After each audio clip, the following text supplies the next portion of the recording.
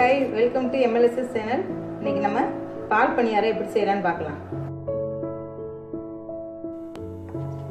இப்போ நம்ம பால் பணியாரம் செய்யறதுக்கு அரிசி உளுந்து ஊற வச்சுக்கலாம் பாருங்க. இப்போ பச்சரிசி ஒரு கிளாஸ் எடுத்து வச்சிருக்கேன் நான்.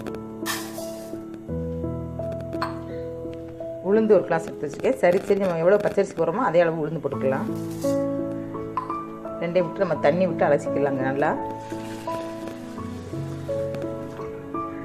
இப்போ நான் ஊறின பிறகு நம்ம இது பண்ணி களைய முடியாது. முதல்ல நமக்கு நல்லா அலசிட்டு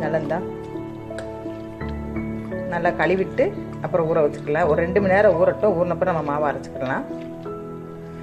நல்லா கழுவி தண்ணி எடுத்துட்டு ஊற வைப்போம்.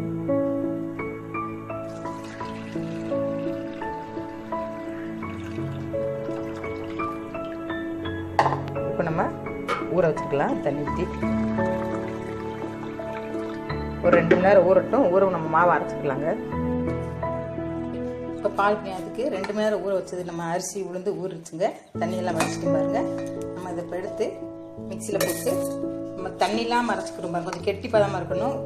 ஏன்னா கையில் நம்ம உருண்டமாக இப்படி எடுத்து தான் நம்ம போட போகிறோம். மாவை வடைச்சிட்டுல எண்ணெயில் பொரிச்சிருக்கிறதுனால தண்ணி அளவாக ஊற்றி கொஞ்சம் கெட்டி பதமாக அரைச்சிக்கிடுவோங்க. மிக்சியில் போட்டு நம்ம இதை அரைச்சி எடுத்துக்கலாம். மிக்சியில் போட்டு தண்ணி லைட்டாக விடுங்க. இப்போ மிக்சியில் அரைச்சி வச்சுருக்கேன் பாருங்கள். கெட்டியாக இந்த மாதிரி அரைச்சி வச்சுக்கிடுவோங்க. தண்ணி அளவாக ஊற்றினா போதும். நம்ம இப்போ எடுத்து இப்படி வடைச்சிட்டு போடுற மாதிரி பக்கத்துக்கு ரொம்ப தண்ணி ஊற்றக்கூடாது. இப்போ நம்ம இதை எடுத்து வச்சுக்கலாம். இப்போ மாவை அரைச்சி வச்சுங்க. நம்ம ஒரு பாத்திரத்தில் இதை நம்ம மாற்றி வச்சுக்கிறோம். பாருங்கள் கெட்டியாக இருக்குது பாருங்கள். ரொம்ப தண்ணியாக அரைச்சிடக்கூடாது.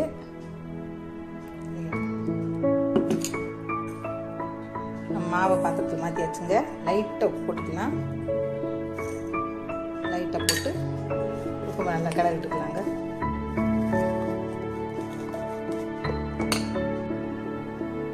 இப்போ பால் பணியாரத்துக்கு எண்ணெய் காஞ்சிருச்சுங்க.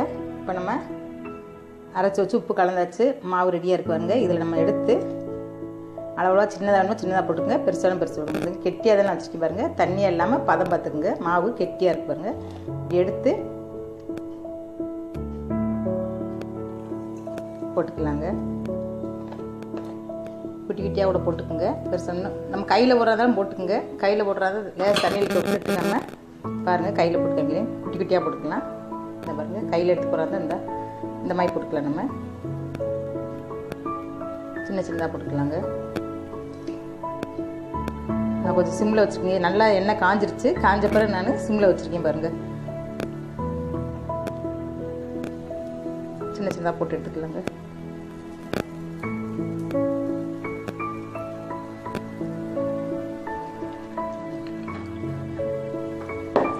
கொஞ்சம் வேகட்டும். பரட்டி போட்டுக்கலாம். பாருங்கள் நல்லா வெந்துட்டுருக்கு. நம்ம பரட்டி போட்டுக்கலாம். நல்லா வருதுங்க. அழகாக வருது. புதுசு புதுசு வந்துருக்கு. இது நம்ம வெந்துட்டுருக்கட்டும். பக்கத்தில் நான் இப்போ பக்கத்துலேயே ஸ்டவ்வில் பாருங்கள் 1/2 லிட்டர் காய வச்சுருக்கேன். பால் நல்லா காஞ்சிருச்சு. 1/2 லிட்டர் பால் காய வச்சுருக்கேன் நான். நம்ம 1 டம்ளர் தான் எடுத்து பாருங்கள். 1 டம்ளர் பச்சரிசி 1 டம்ளர் உளுந்து போட்டோம். சரி போட்டு ஆட்டி வச்சுருக்கோம். இப்போ நான் 500 பால் எடுத்திருக்கேன். காஞ்சிருச்சு. இப்போ நான் ஜீனி 100 கிராம் எடுத்திருக்கேன். போட்டுட்டு நம்ம ஏலக்காய் பொடி போட்டுக்கலாங்க. ஏலக்காய் பொடி சேர்த்துக்கலாம். அதில் கொஞ்சம் ஏலக்காய் பொடி சேர்த்துக்கலாம். சரி மிக்ஸ் பண்ணிக்குவோம். நம்ம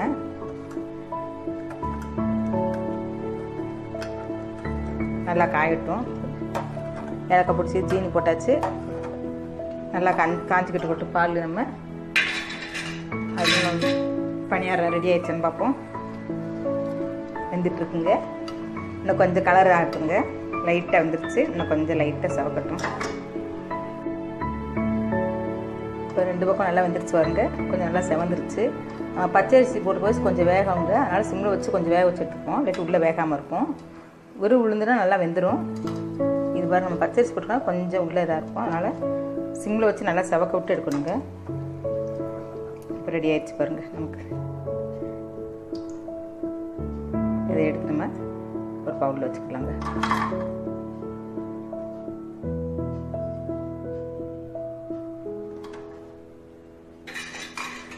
நம்ம கொஞ்சம் லைட்டாக அது சூடு ஆரம்பி நம்ம இந்த பால் ஏலக்காய் இதெல்லாம் நல்லா காஞ்சிட்ருக்கு, கொதிச்சிட்ருக்கு.